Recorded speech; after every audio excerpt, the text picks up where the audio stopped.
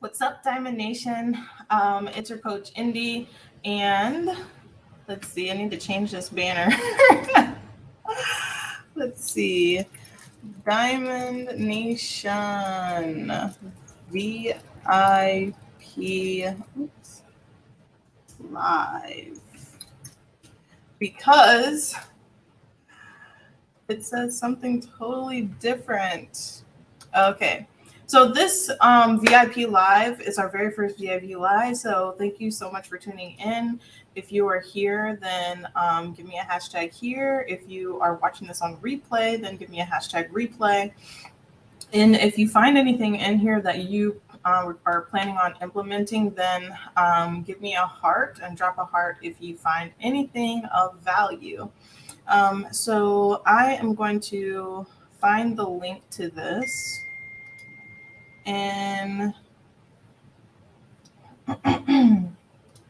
send it in the Telegram chat.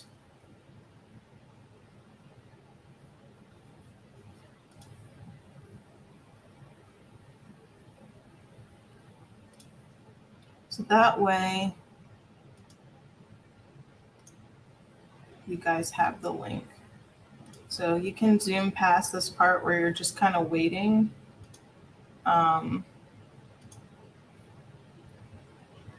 And fast forward through this part.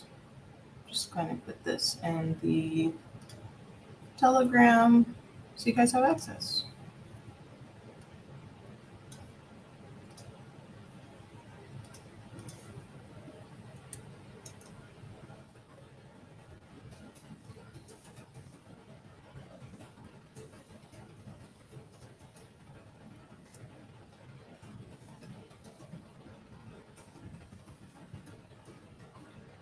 All right, so now that I've gotten that done, I want to talk to you guys about meal prep today because right now we are doing a 21-day grind. And it's Monday, and usually on Monday, as a personal trainer, I think of meal prep Monday. And meal prep and nutrition and food choices are the number one thing that holds us back in our journey, and it's like the only thing that's standing in between you and your goals. And the reason why that is because you can lose weight without working out if you are making the right food choices. Does that make sense? Because food choices and nutrition and weight loss simply correlates to calories in versus calories out. And that actually has a abbreviation. It's called COCI by personal trainers. And so what you want to do essentially is make sure that the amount of calories that you are consuming in a day do not exceed the amount of calories that you burn in the day. So working out creates a larger calorie deficit, or basically makes it so that there's a bigger gap in between how much you're consuming and how much you're burning. But nutrition is what's going to be your biggest ally, because the saying goes that you can't outrun a bad diet, or you can't outwork a bad diet. Because say that someone weighs 200 pounds. Now, if they want to lose some weight, then they want to be in about a 350 calorie deficit.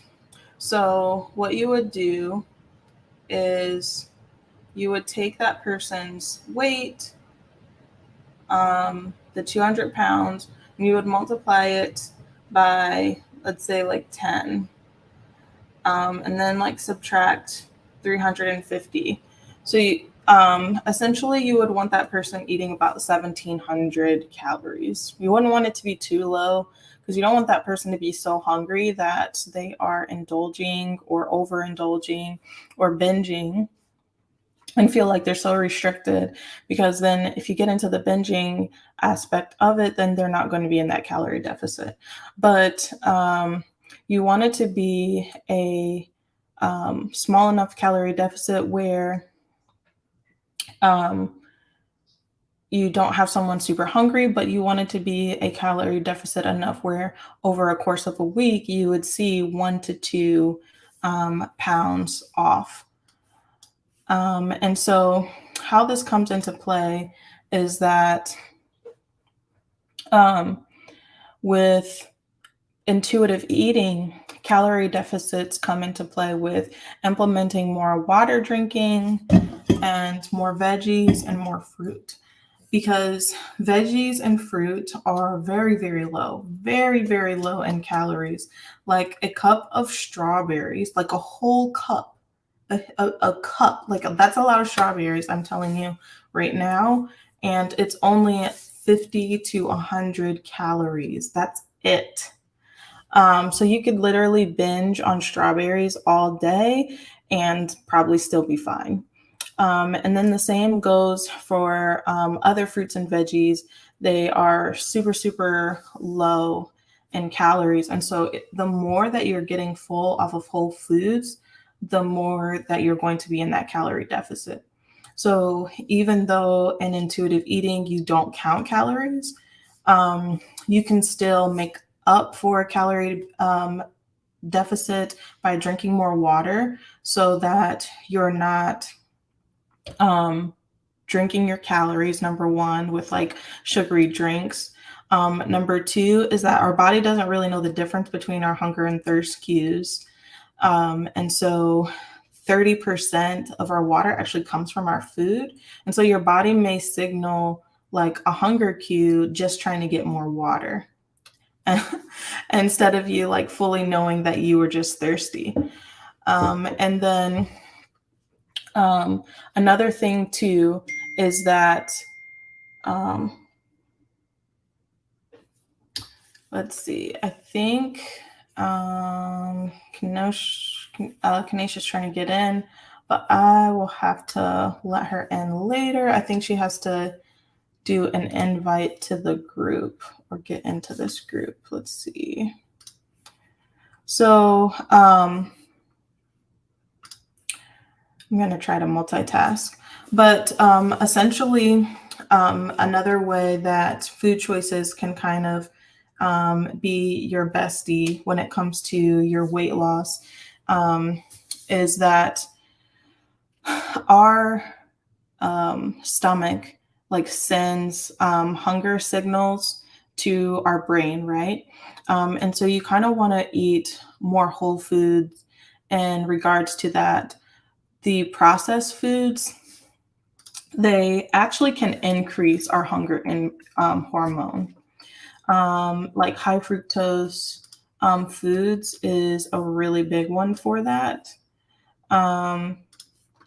And they are like specifically kind of engineered to increase our hunger hormone, like for us to like crave more food. Okay, so clearly I'm not good at multitasking. But what we've kind of gone over so far is that food choices play a huge role, the biggest role in your weight loss journey, because of the fact that that's where you can create the largest calorie deficit aside from working out. Because when you're working out, you're only creating a calorie deficit of, let's say, you burn 250 calories doing like a run or some strength training. But you really need a much larger, more consistent calorie deficit than just 250 calories, because if you eat that 250 calories in snacks or donuts or ice cream, then it's like that, there goes all your hard work down the drain. I actually have somebody that I'm talking to in my inbox right now that they said that they were consistently going on walks in their neighborhood, but when they got home, they would eat chips and honey buns. And they said that they really struggled on what to eat. And so it's like she may have just burned 200 calories doing that walk around her neighborhood, but then she went and ate probably like 300 to 400 calories in honey buns and chips, if that makes sense. So I just really want to kind of hone in on the fact that you could kind of like be like backpedaling in your progress, and you don't want to be doing that. Where food prep comes in is that you know exactly what you're going to eat and it takes the guesswork out. So some people's argument is like, well, food prep is like super boring and like I don't want to eat the same things over and over again. You don't have to eat the same things over and over again. In fact, one of my favorite things to do is to like prep more than one type of protein and prep more than one type of carb, so that I typically just go with like mixed veggies, honestly. But that way you can kind of mix and match your carbs and mix and match your protein, and you're not eating the exact same thing. Or kind of think about the spices that you really like and enjoy. Maybe you like Indian food, so you can go get some like masala seasoning, or maybe you like Chinese food, and so you can go buy like the General So sauce, or like the orange chicken sauce at the store, or even like soy sauce. Like there's so many things that you can do to flavor your food, just like your favorite foods. And like if you like the taste of fried chicken, then season your veggies like fried chicken, like season and put some onion and garlic and seasoning salt on your veggies. Make it taste good, because if it doesn't taste good, how long are you really going to stay consistent on your journey with eating healthy? So first and foremost is it's got to taste good. Second is that you want to be prepared in your week with your food, because if you're prepared for your week and food, it takes that guesswork out, so that you don't have to like grab the takeout or grab the snack and make unhealthy choices just because of the fact that you're not prepared and you don't have anything healthy nearby. Because when you're like in a rut and like just grab and go, then that's when we kind of just make the convenient choice rather than the healthy choice.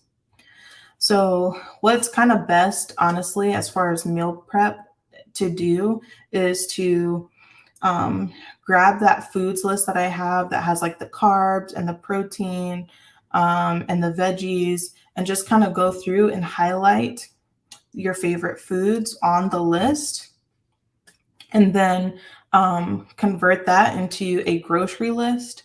And then the grocery list, you can kind of like pick what you want to actually buy and what you're actually going to cook and prep that day. So like some ways to make cooking your food easier is use an air fryer, use a slow cooker, put it in a pan and just put it in bake, and just do it that way, so that it's just like a throw in a pan or throw in a slow cooker or throw it in the air fryer, and you can like be multitasking, especially as majority of you guys are moms, then you can be multitasking on someone else, like tending to your kids. And then another like meal prep hack that you can do is like, instead of actually meal prepping, you can also just meal plan and just kind of like have an idea on your mind of what you want to eat. Does that make sense? So you can like write down, on this day, I'm going to have like chicken salad, or I'm going to have like rice and steak and green beans and cornbread. Like, just plan out and write down what you're going to have. And then also like how many portions that you're going to do. So portion size is another way that intuitive eating, you can kind of take control of your calorie deficit too. So you can use like a smaller size dinner plate instead of the big dinner plates. You can just make smaller portions and tell yourself that you're going to go back for seconds if you're still actually hungry.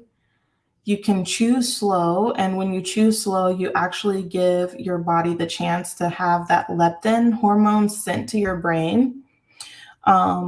You can choose slow, and once you have that leptin hormone, um, I've lost my train of thought on that one. But chewing slow, you will find that you reach that fullness factor quicker, and you'll notice that your portion sizes are a lot smaller. And you're like, oh my God, I put all this on my plate, but I'm actually full. Drinking water first is a really good way too to not overeat, and you'll notice your portion sizes decrease as well if you drink 16 ounces of water before you touch your meal. And I'm trying to think off the top of my head. I don't know why I don't have my little PDF up in front of me, but essentially what I'm trying to get at is that the more, oh, I got a comment. Hold on. Who said something? I always struggle with coming up with stuff that I want to eat. Who said that? Oh, hey. So you have the foods list, right? So what I would do if I were you, if you struggle with always coming up with stuff to eat, is like you can Google or YouTube new ideas and new recipes. And then if things are on the approved food list, then go ahead and make them. So my suggestion is like find one new recipe each week that you think you might like off of YouTube or Google, and then implement that from there, because you don't want it to be like you're trying too many things all at once. It will increase your grocery bill and that won't be fun. But you also want things to be spiced up a little bit on your health and fitness journey. And like I said, you want it to be tasty so that you stay on your health and fitness journey long term. So one new recipe a week is my suggestion to kind of come up with ideas on what to do. And then you can also use the foods list that's provided in the group, which if you don't have it, then let me know. But I can definitely make sure you have that. But I hope this all helps. I've been on 18 minutes. I don't think anybody's going to watch the replay of this for 18 minutes being this long. But the main thing that I'm trying to get at is that if you're eating more calories than what you burn, then that's the biggest thing that's going to hold you back forever. Like literally forever. Like you will never lose any weight. You'll never lose any weight if you cannot eat less calories than what you burn. And so you can do all the working out, but if you just end up increasing how much you eat because your metabolism may increase, your metabolism may increase. And sometimes when you're working out, sometimes your metabolism does increase. And then you're like, oh my God, I just burned calories. And then your body's like, I need to eat. So sometimes you might burn the calories, but then eat the calories. And then it's just like this ongoing battle and on this ongoing journey. So you kind of have to learn to get full off of low calorie things, which getting full off of low calorie things means more fruits, more veggies, more fruits, more veggies, more fruits, more veggies, more water. So I know that sounds super duh, if I could eat more fruits and veggies, I would have been there. But literally, it all has to do with how you grocery shop and how are you meal prepping. So grocery shop right. If what you bring in the house is right, then what you put in your mouth is bound to be better. Okay? If you're not bringing in the junk food, it's a lot harder to get to it. Make it harder to get to the junk food. Okay? So, all right, I'm out, guys. This has been a 20-minute live. I love you guys. Remember, it's faith, consistency, and hard work that will get you to your goals. I believe in you guys. I just really want to hone in on that. If you make better food choices, you will get your next 10 pounds off in 30 days. I promise you will. 5 to 10 pounds easily in 30 days if you 5 to 10 pounds in 30 days if you have more fruits and veggies and more water and are getting more satisfied off of those low calorie foods compared to processed man-made junk food. So I hope that you guys have a great day. I will talk to you guys next time. And I'm thinking about Thursday going live on the VIP again so that we have 2 days a week that you guys are getting this video coaching that's only for y'all. All right, bye.